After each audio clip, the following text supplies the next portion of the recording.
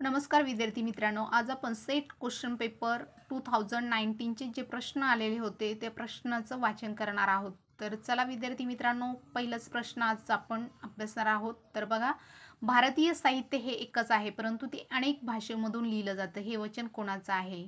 तर भारतीय साहित्य हे एकच आहे परंतु ते अनेक भाषेमधून लिहिलं जातं, हे जे वचन आहे किंवा हे जे वाक्य आहे डॉक्टर राधाकृष्णन यांचा आहे, म्हणजे डॉक्टर सर्वपल्ली राधाकृष्णन यांचा आहे।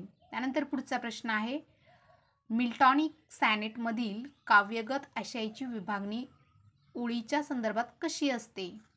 तर याचं उत्तर आहे 12 आणि 2 अशा 14 ओळीची रचना असते। त्यानंतर पुढचा प्रश्न आहे, लोककथेचा तौलानिक अभ्यास करून त्याची सूची तयार करणारा फिनलँडचा अभ्यासक कोण? तर उत्तर आहे अँटी अर्नी। त्यानंतर पुढचा प्रश्न आहे, अपौरुषीय वाङ्मय हा ग्रंथ कोणाचा आहे? अपौरुषीय वाङ्मय ग्रंथ कोणाचा आहे? तर हा जो ग्रंथ आहे कमलाबाई देशपांडे यांचा आहे आणि त्या नची केळकर यांच्या कन्या आहेत। पुढचा प्रश्न आहे, चातुर्वर्ण्याचे स्वागत असो, धर्मांधतेचे स्वागत असो, विषमतेचे स्वागत असो, पण हे पशुपक्ष्यांनो तुमचे मात्र स्वागत करता येत नाही, कारण तुमचा पाणवठा अलग अलग नाही। या ओळी कोणत्या कवीच्या आहेत? तर याचं उत्तर आहे त्र्यंबक सपकाळे। त्यानंतर पुढचा प्रश्न आहे, हुंकार वेदनेचा हा कविता संग्रह कोणाचा? हुंकार वेदनेचा हा कविता संग्रह कोणाचा? तर हा जो कविता संग्रह आहे तो उषा अंभोरे यांचा आहे।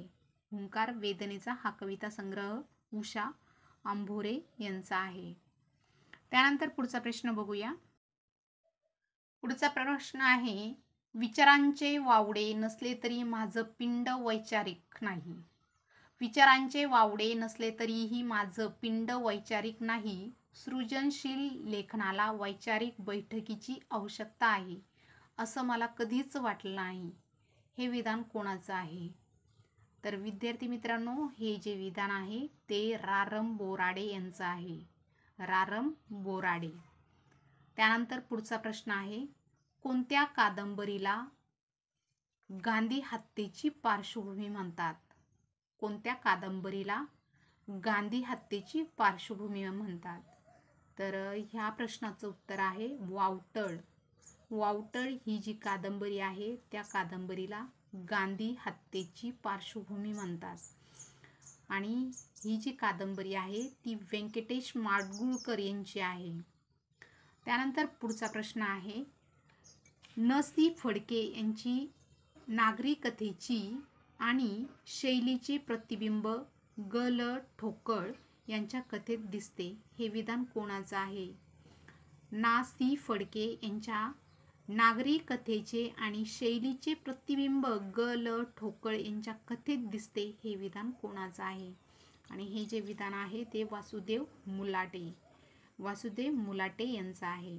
त्यानंतर पुढचा प्रश्न आहे, सर्व इतिहास समकालीन इतिहास असतो, ही भूमिका कोणाची?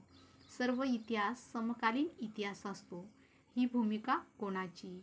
तर ही जी भूमिका आहे ती क्रोचे यांची आहे। तर विद्यार्थी मित्रांनो, आज आपण 2019 म्हणजे 2019चे काही प्रश्न आज आपण वाचन केलेले आहे।